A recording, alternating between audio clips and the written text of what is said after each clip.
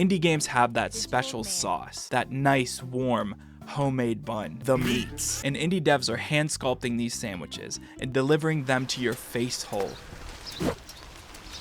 wrapped in paper with a bag of chips and a medium fountain drink. Like the kind of meal from the place down the street that you tell your friends and family about. You know, the place on the corner, a couple buildings down from that dark alleyway where we last saw little Johnny. Great kid. Great kid. They fucking got him. They just got him. But just like that family-owned Italian deli located concerningly close to that questionable alley, indie devs don't have multi-million-dollar marketing budgets. All they have are signs outside of their establishment, maybe a shitty Facebook page, and word-of-mouth marketing. But they deserve more than that. Their praises need to be sung, regardless of who's singing. So whether you get stage fright and soil your jorts before taking the stage at karaoke night at your local dive bar, or you whip out your acoustic guitar around a bonfire at a field party and you sing Wonderwall and you cause every woman to swear to celibacy within a 3-mile radius, or you drink too many White Claws and you mouthfuck a microphone to the tune of what we think was supposed to be the national anthem during America's Pastime's annual pissing contest in front of millions of people on live television. You and I need to sing our hearts out, whether it's good or bad, gas or ass, and sing these devs in their game's praises. So that's what I'm doing in this video.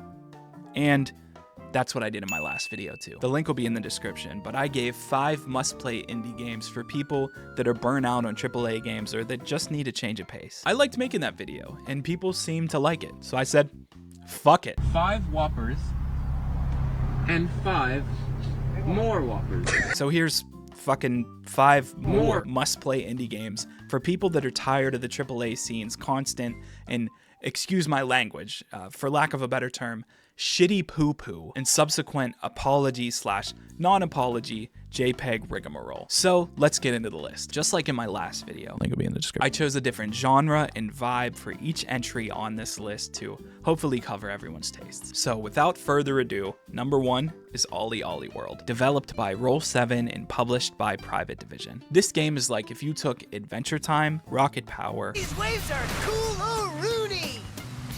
Cool-o-rooney? How weak. More like Goonarooney. Mary Jane Awana, and a smidgen, tiny little smidge of acid. Put it into a bowl and smoke that shit. It's a level and run-based, side-scrolling, skateboarding action platformer. In the Steam description it says, flip and flow through the vivid and vibrant world of Radlandia, meeting colorful characters as you grind, trick, and air your way to discover the mystical skate gods on your quest for Nirvana. Holy shit, that's so fucking sick. There's a ton of tricks with different levels of difficulty. Every trick that's done and landed adds to your score for that run. There are checkpoints in the level as well. Fast as fuck. When you tap X, well, I play on Switch, so you tap X and you go back to the most recent checkpoint, but if you hold X in, you can restart your run outright. You get a set of challenges for each level, and when you complete those challenges, you unlock different customization options, and there are a ton of customization options in this game. There's different shirts, pants, shoes, hats, and you can customize your skateboard as well. That's one of the things that I love the most about this game. There seem to be no real limits on how you can customize your character. You're telling me that guy's wearing it wrong? What exactly did I do wrong here? It also has a radio that you can change with the touch of a button, and it doesn't matter if you're loading into a level, if you're in the overworld looking at the map, if you're in the pause menu, or if you're skating, like in an actual run. You can hit a specific button and you can cycle through different songs on the radio. That's such a nice, convenient feature, and the music slaps too.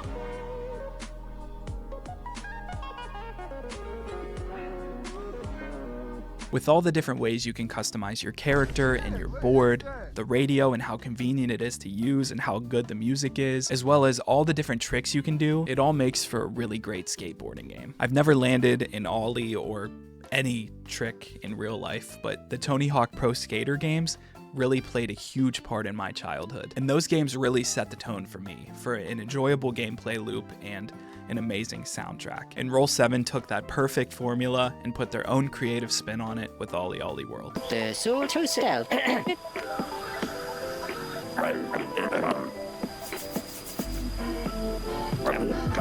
Number 2 is Hyper Light Drifter, developed and published by Heart Machine. This game employs the age-old trope of big dumb baby in a big world. I'm the big dumb baby, and I have no fucking idea of what's going on. The opening of this game is so beautiful and atmospheric and absolutely terrifying. It made me feel like that scared Willem Dafoe meme. This game makes the very interesting choice of not having any dialogue. Aside from some tutorial text, there isn't any dialogue at all. Whenever you speak to an NPC, the dialogue is conveyed in pictures. These pictures tell a somewhat vague story that you can try to put together by paying attention to the environment and using that little noodle of yours.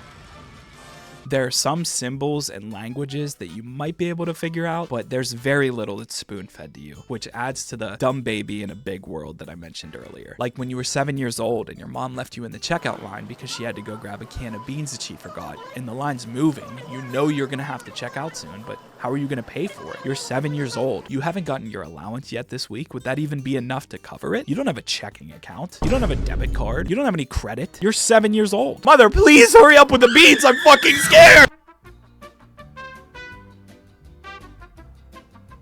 I really love the choice of not using any dialogue. It really adds to the immersion of the whole experience. You really feel like a badass sci-fi detective trying to put together the story of why this world, foreign to yourself, delved into an apocalypse. Like if Officer K from Blade Runner 2049 traveled to Pittsburgh and talked to the locals about the great renaming of Heinz Field circa 2022. Kinko's ain't been around in 15 years, but every time Uncle Rick needs to use a fax machine to send in his fake workers' comp papers, what's he say? Can I get a ride down Kinko? Can't the world stay exactly the same? All you gotta do is look at the template for 1987 and do that. He obviously wouldn't be able to understand their fucked up dialect, but he'd be able to tell that their worlds were shaken cataclysmically. Hyper Light Drifter has this really beautiful art style with a really cool setting that's full of sci-fi monolithic architecture, biomechanical interiors, and environmental storytelling that makes for some top-tier world building.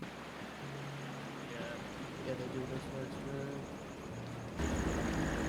What the fuck? The gameplay is really fun and smooth as well. You get a sword, a gun, and a dash.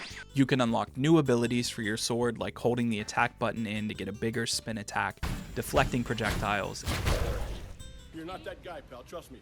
You're not that guy. and a dash attack. There are different unlockable guns as well. So far, I've found a semi-automatic pistol, a sniper-like pistol that does twice the amount of damage, but you have to charge up first and then shoot, and a shotgun. I like the shotgun. Jesus Christ, I fucked that up! Wow!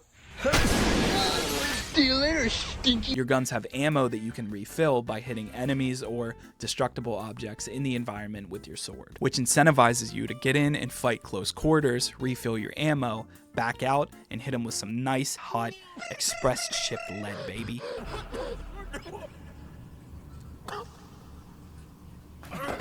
I am the chosen. Your dash is for mobility and dodging, but you don't get any iframes, so dodge away from attacks, not into or through attacks.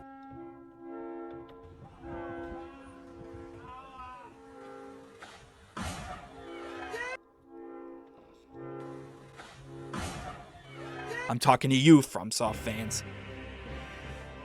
All in all, Hyper Light Drifter is another example of an indie game just firing on all cylinders. It's one of my favorite games that I played this year, maybe of all time, but I'll shut up about it because I could go on for hours about how much I love this game. Number 3 is Katana ZERO, developed by Akisoft and published by Devolver Digital. This game is like if Edward Norton from Fight Club had a love child with Blinks, and then that child grew up to become a depressed ex-military samurai film enthusiast slash LARPer in a bathrobe that was commissioned by the government to dispose of criminals connected with an underground drug trade. Write that down, it's gonna be on the test. This game did to video games for me what I imagine Fight Club did to movies for people, if that makes any sense. This game has a batshit insane story that'll take you for a ride, even when you don't know that it's taking you for a ride. And I'm not gonna spoil anything, but people that have played the game probably know exactly what I'm talking about. In this game, you're a time-bending samurai in a cyberpunk light setting. As far as gameplay goes, you get a katana, a dodge, you can throw some shit, and you can do little things like bend time itself. Xing xing. The katana and dodge are pretty simple. You hit somebody with a katana, they die. You hit a bullet with the katana, return to sender. And with the dodge, you can dodge through projectiles and attacks, as well as environmental hazards like fucking laser beams.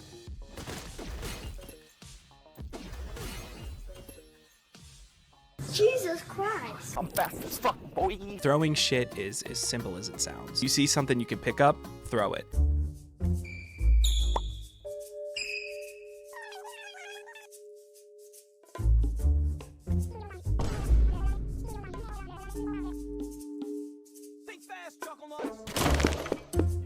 You can hit projectiles and stop them mid-air, or you can use it as a remote blunt force trauma device. Unless it's a Molotov. Then it's not very blunt.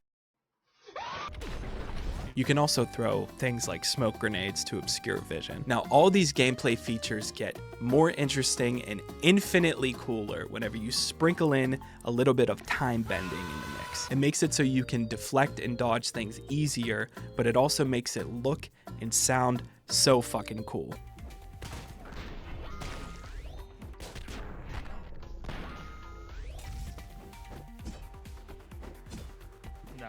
No.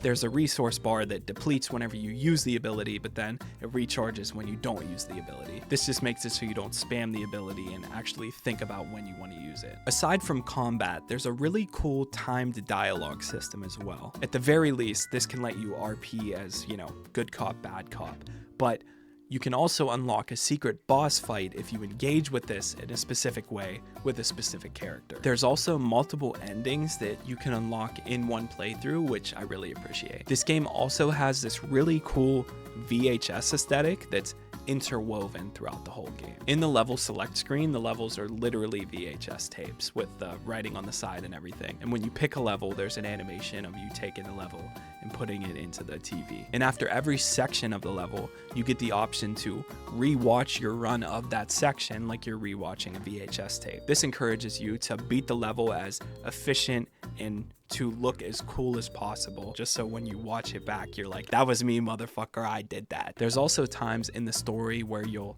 fast forward, rewind, pause, or skip sections, which make the story really disorienting and crazy in a really good way. It has an amazing soundtrack that ranges from underground techno nightclub to jazzy lo-fi coffee shop type beats.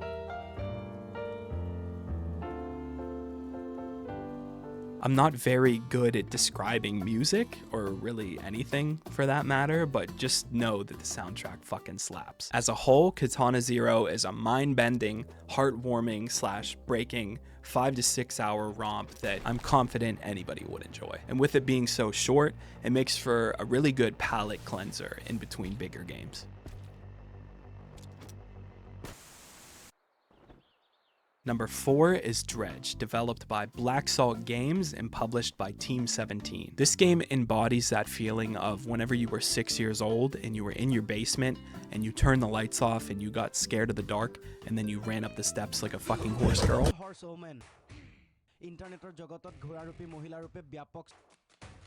But I'll get into that.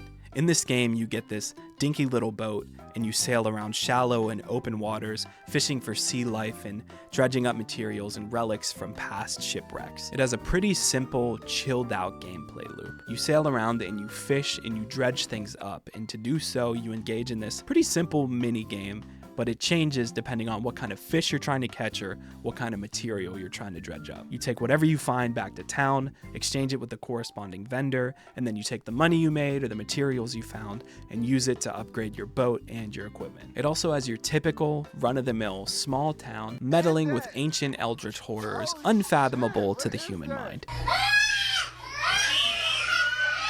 So let's get back to the scary part of this game and how this game will make you have to clean your fart up off the floor. During the day, the vibes are on. The sun's out, the waves are rolling, the fish are biting, the money's flowing in. You're on top of this big blue watery world. And then the sun goes down. The fog rolls in. You start to see unnatural hues of reds and greens. The water starts to twist and coil unnaturally and blacken like the night sky.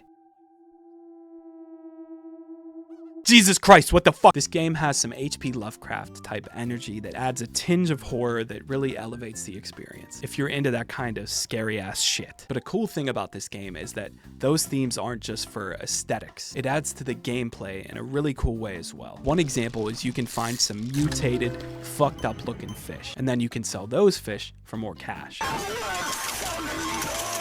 Also, throughout the story of the game, you can find some ancient relics that have some fucking Cthulhu-ass magic inside of them or some shit. Take them to this lovely bones-looking motherfucker, and then you can use the Cthulhu-ass magic to upgrade your ship. For example, one power you can get is a speed boost, which you can use to move faster or to dodge nightmarish hellspawn. Or you can hold it in too long and just blow your fucking engine if you want, I guess. I don't know. It also makes you more paranoid whenever you use it, supposedly.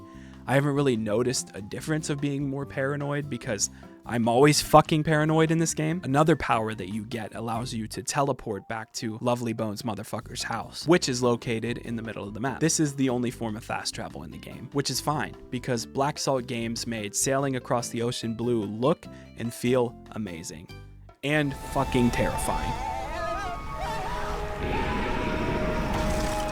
Dredge has a beautiful cel-shaded art style that really lends itself to the setting of sailing across the ocean. Along with the cel shading, the NPCs, the fish, and your inventory is painted in a sort of watercolor style, which I absolutely love. It can really highlight the dour and depressed expressions of the NPCs, as well as the extraordinary, grotesque shapes and features of the mutated fish that you catch. All in all, Dredge is a 15 to 16 hour experience that'll make you wish that you could sail across the 7 seas in your own shitty little boat and dabble in some Lovecraftian tomfoolery with a little tinge of thalassophobia. Number 5 is Animal Well, developed by Billy Basso and published by Big Mode. This game was developed by one person, which, side note, is fucking insane. I am joined today by the creator of Animal Well, Billy Basso. Hello, I'm Billy Basso, the developer of Animal Well. I've been working on Animal Well for over 5 years at this point, all alone, making everything that goes into the game, including the engine. Just trying to give people the experience of finding something new in a place they've already been before. Pretty much somewhere that's filled with puzzles that you would want to keep coming back to over and over again. Hats off to Billy Basso because this was such a solid debut. And this was also Big Mode's debut title, which Big Mode is Donkey's publishing company. You know Donkey, the funny guy on the internet, the big Yoshi motherfucker, that guy? Yeah, him. Yeah. Hello, I am Funny Man Video Game Donkey from Big Mode Publishing. This is one of my favorite games that came out this year and also one of my favorite games of all time. I've never been a huge fan of Metroidvanias, which is crazy because Animal Well is a Metroidvania in the purest and truest sense. It doesn't hold your hand at all. This setting, this Animal Well, is a cryptic labyrinth filled with danger and indifference. There are animals that try to kill you.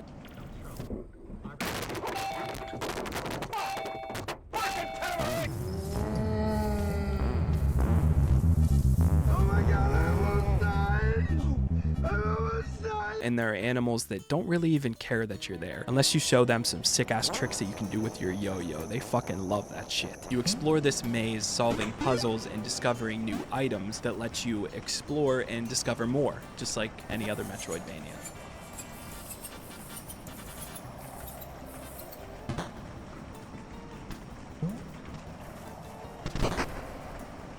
It's a fucking bear! No!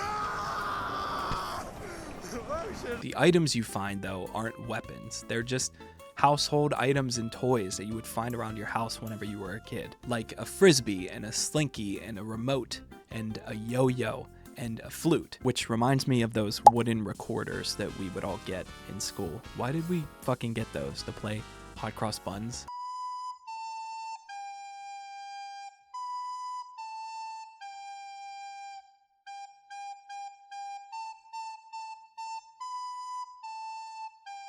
I don't understand. The game doesn't even tell you all the ways that you can use these items either. For example, spoiler alert, you can throw the frisbee. That might not actually be a spoiler. So if you see a lever or a switch across the room, you might think, oh, I'll throw the frisbee and hit it and see what happens.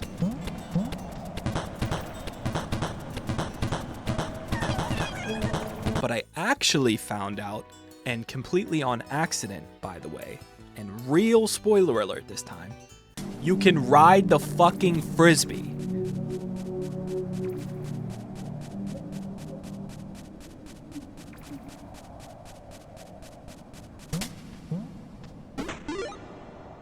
That's the coolest thing I've ever seen in my life. Also, you can throw the frisbee and distract dogs, which might actually be a little racist towards dogs, if that's a thing. Or you could just ride the fucking frisbee again, baby. Woo! The game has a super retro look and feel to it. It has pixel graphics, but you can actually toggle on and off scan lines to make it look like you're playing on one of those old CRT TVs. There's also no combat in this game. There's predators, Scary Red Chameleon, Akimbo Great Egret, Dig Dog, fucking idiot.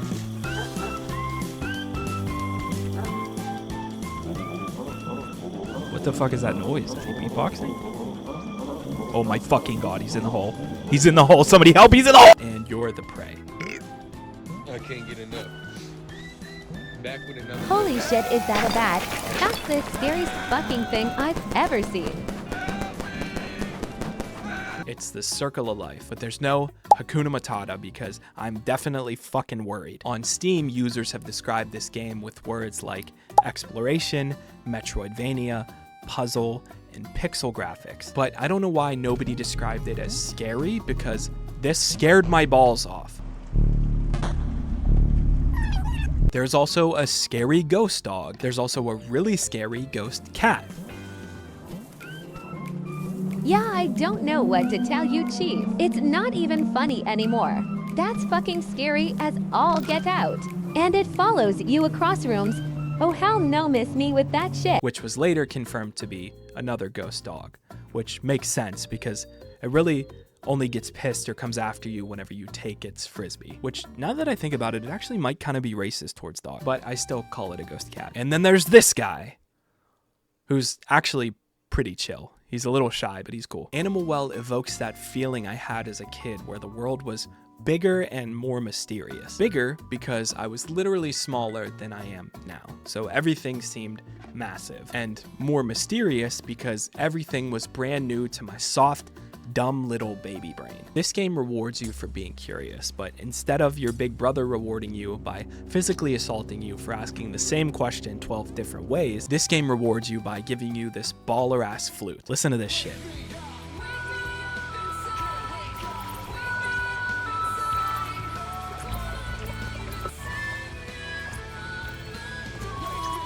Oh, hell yeah. I beat the entire base game without looking anything up, and I'm not saying that to brag, that's just how I wanted to experience the game, and I think I can confidently say that's how you should play the game if you want the most rewarding experience. It's not easy, per se, to solve all the puzzles and stuff, but if I can do it, a fucking nematode could do it. After that, if you want more out of the game, I suggest looking up guides to find all the collectibles, secrets, and the true ending. For the honorable mention, it's kind of a catch-all. It's Lethal Company, or games like Lethal Company. Smaller indie multiplayer games that you can play with your friends. Even if these games are only popular for a couple weeks, they can offer some of the most fun that you can have with your friends playing games. I left more playing Lethal Company with my friends for a couple weeks than I did playing any game for the longest time. Holy...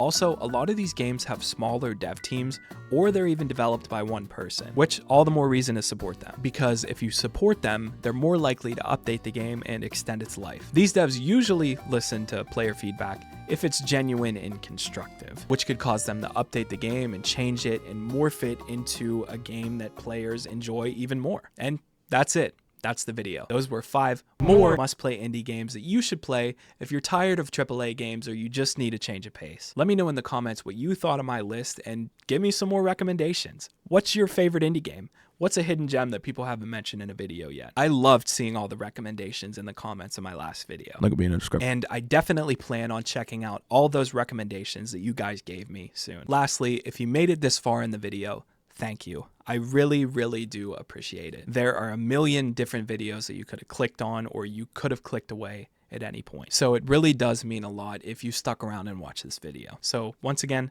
thanks. Be sure to like, share, and subscribe, all that shit, if you want to see more videos like this. And just a heads up, the next video in this series might take a longer time to make than this one did. I kind of went through my whole backlog of indie games that I've either played the majority of or have beaten. So for the next video, it's gonna be games that I haven't played before, mostly. So yeah, might just take some time to play through all those games, script everything out and whatnot. But I do plan on coming out with more videos in between. I also want to up my release cadence, possibly, maybe smaller videos. Just trying to find the right balance of YouTube and also children. I have 2 children, and at some point I have to fucking sleep, I guess. I don't know. But yeah, I'm Optimus Muff. I'll see you in the next one. But in the meantime, be sure to take a break, take a shower, and touch some grass. Just do as I say, not as I do. Because I'm a fucking hermit. I don't see the sun. I'm like a troll. I'm a troll under a bridge.